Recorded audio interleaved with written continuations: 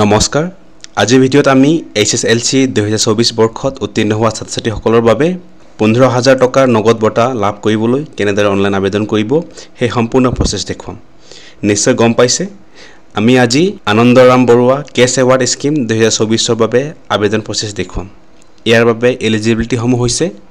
যিসকল ছাত্ৰ-ছাত্ৰীসকলে HSLC 2024 বৰ্ষত 75% বা তাতকৈ অধিক নম্বৰ পাই শিক্ষাৰ্থীৰে উত্তীৰ্ণ হৈছে তেওঁলোকে এই আনন্দৰাম বৰুৱা স্কলাৰশ্বিপ এৱাৰ্ডৰ কাৰণে কেছ এৱাৰ্ডৰ কাৰণে আবেদন কৰিব পাৰিব গতিকে 15 জুলাই 2024 তাৰিখৰ পৰা এই আবেদন প্ৰক্ৰিয়াখন আৰম্ভ হৈ গৈছে হেক ডেট হৈছে আপোনাৰ 25/07/2024 গতিকে হেক ডেটৰ আগে আপোনালোকে আবেদন কৰিব গতিকে বলক মই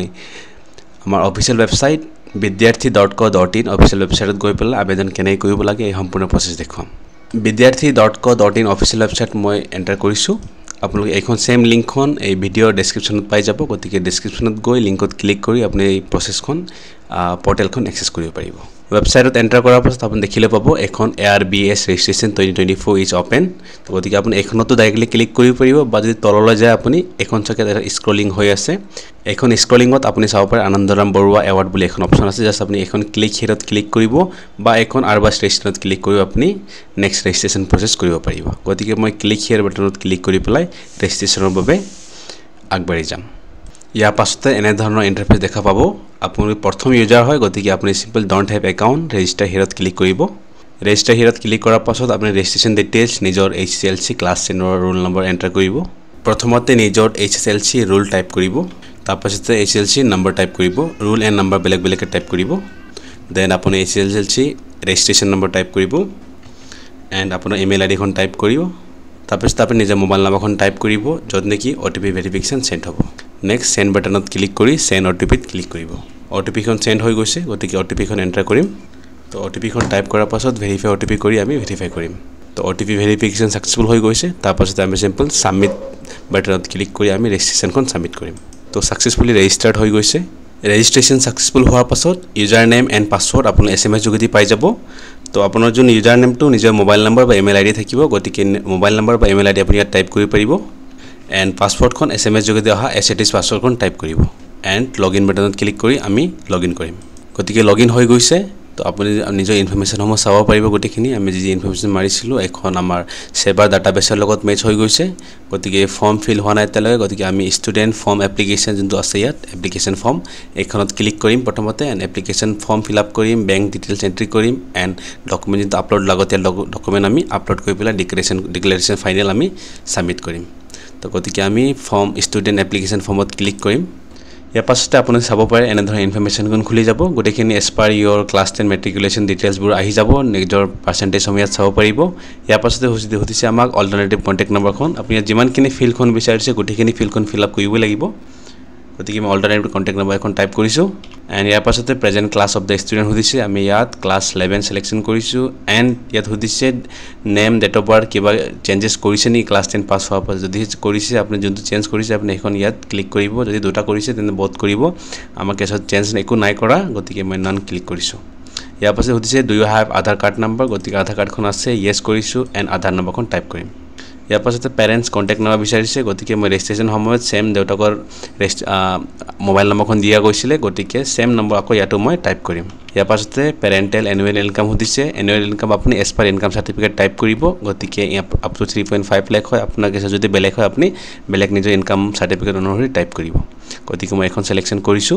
ইয়াৰ পাছতে এড্ৰেছ লাইন হৈছে গতিকে এড্ৰেছ লাইন যিমানখিনি আছে লাইন 1 2 3 গোটেইখিনি আপুনি টাইপ কৰিব লাগিব গতিকে এড্ৰেছ লাইন 1ত মই লিখিছো কেয়াৰ অফ দেউতাকৰ নাম লিখিছো নেক্সট ভিলেজ লিখিছো ইয়াত এণ্ড এইখনত লিখিছো মই পোষ্ট অফিচ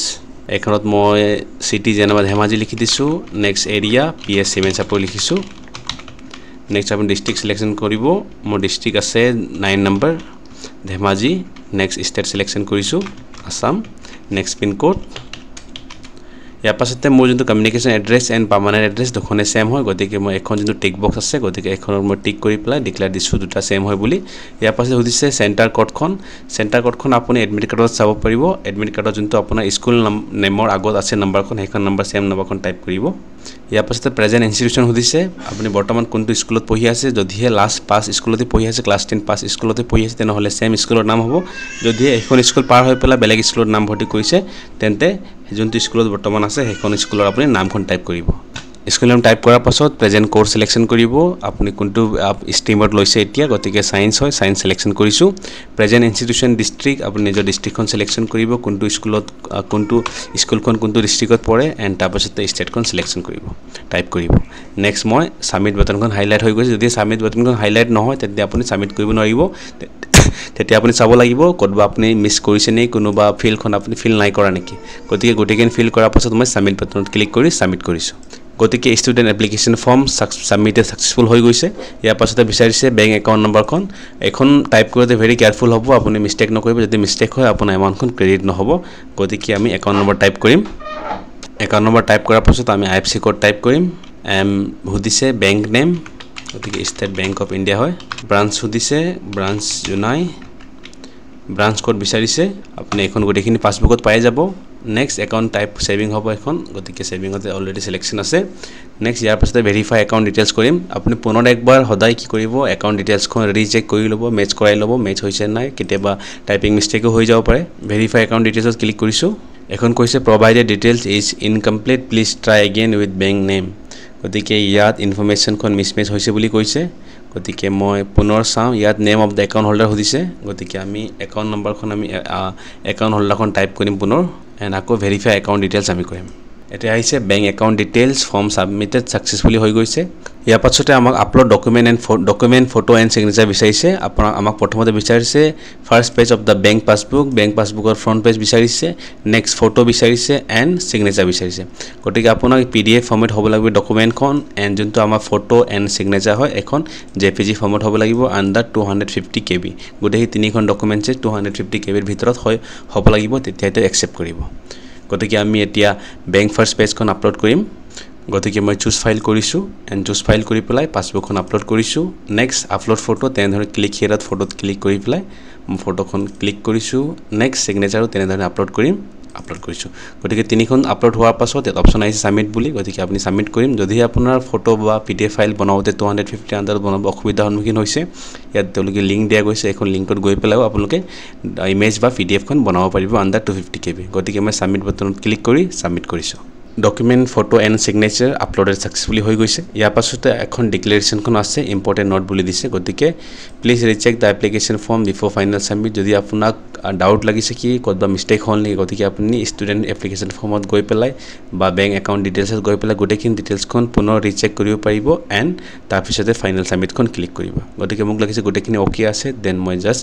সাবমিট বাটনত ক্লিক কৰিছো তো submit student declaration form submitted successfully হৈ গৈছে তো গতিকে এতিয়া চাওক ফৰ্ম ফিল্ড হৈ গ'ল ইন প্ৰগ্ৰেছ আছে এতিয়া গতিকে এতিয়া অথৰিটিয়ে ৰিভিউ কৰাৰ পাছতে গোটেই কমপ্লিট ষ্টেটাছখন আহি যাব গতিকে এতিয়া আমাৰ যোনটো ষ্টুডেন্ট ফালৰ পৰা কৰিবলৈ কাম সম্পূৰ্ণ কাম হৈ গৈছে আপুনি এইখনত আহি পেলাই প্ৰিভিউখন চাব পাৰে যদি আপুনি প্ৰিভিউখন চাব আপোনাৰ ফটো উইথ সিগনেচাৰ গোটেইখিনি বস্তু আহি গৈছে এন্ড আপুনি এইখনক এছে ৰেফাৰেন্স পাৰপাস হিচাপে আপুনি প্ৰিন্ট কৰি থব পাৰিব আপোনাৰ চাওক ইয়াত জেনাৰেটেড ষ্টুডেন্ট আইডি এখন আইডিখন আপুনি পাই গৈছে ইন ফিউচাৰ আপোনাক ৰেফাৰেন্সৰ কাৰণে এখন আইডিৰ প্ৰয়োজন হ'ব পাৰে বা আগতৰ বা ইন ফিউচাৰ যিকোনো আপডেটসমূহ আপুনি SMS যোগেদি পাব বা ইমেইল যোগেদি পাব গতিকে যদি প্ৰসেছত কিবা অসুবিধাৰ সন্মুখীন হ'ব লগা হৈছে কমেন্ট কৰি নিশ্চয় জনাব thank you so much for watching see you in the next video